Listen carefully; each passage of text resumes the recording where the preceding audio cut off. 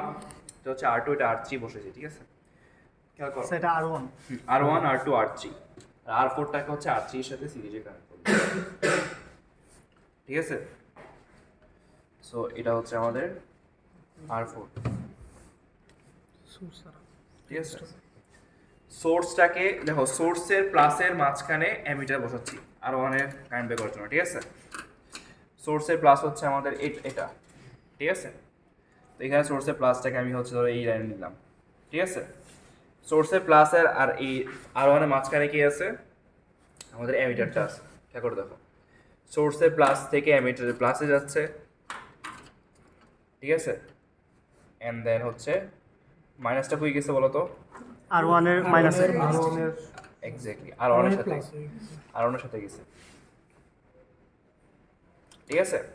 আচ্ছা, দেন হচ্ছে আমাদের সোর্স গেল, দেন হচ্ছে সেকেন্ড এমিটারটা আমরা বলছিলাম যে সোর্সের নেগেটিভ যেটা, সেটা কোথায় গেছে দেখো,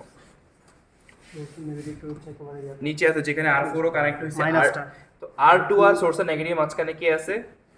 আরেকটা এমিটার বসাইতে বলছি, তাই না? সো আইটা এমিটার নিয়ে আসো, আইটা এমিটার দিয়ে তো, দুইটা করে এমিটার দিয়ে মানে প্রতি গ্রুপে।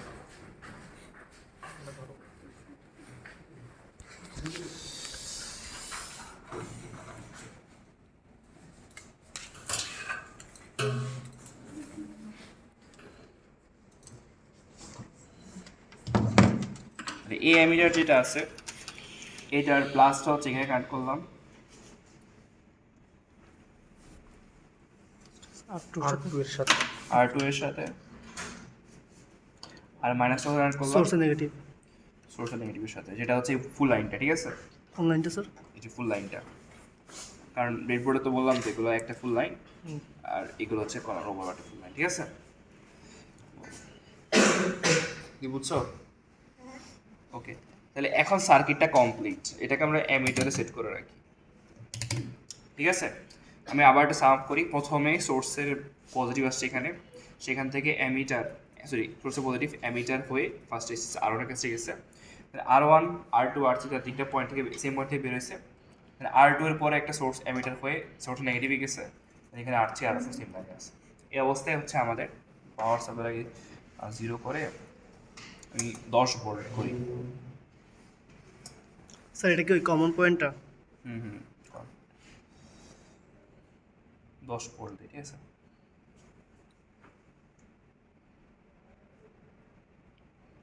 ঠিক আছে, 10 ভোল্ট দিছি, তাহলে বলো আমাদের I1 হচ্ছে 2.91, এটা কলমে দেখো তো 2.91 আসতেছে।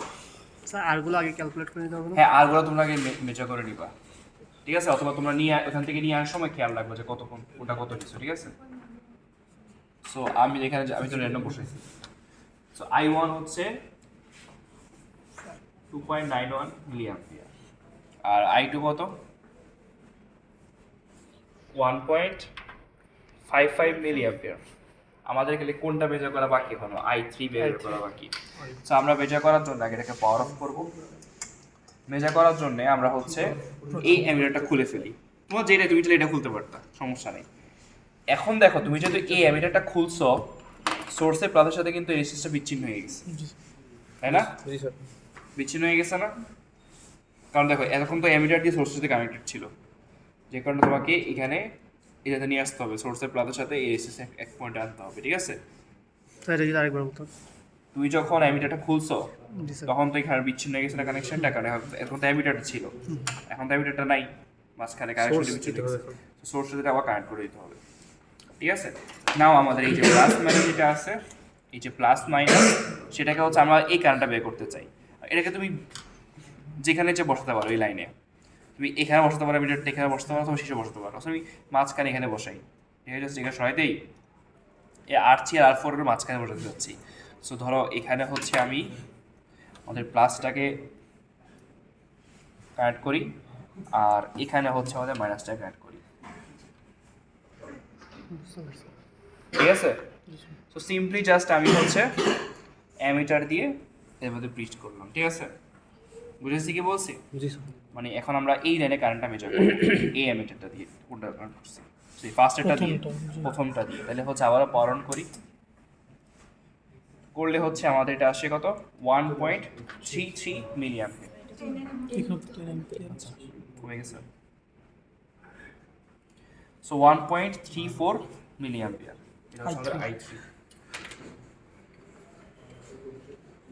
এখন এই দুটাকে অ্যাড করো i2 তে অ্যাড করো কত আসে এটা আছে 9 এটা আছে 8 2.89 মিলি অ্যাম্পিয়ার তাই না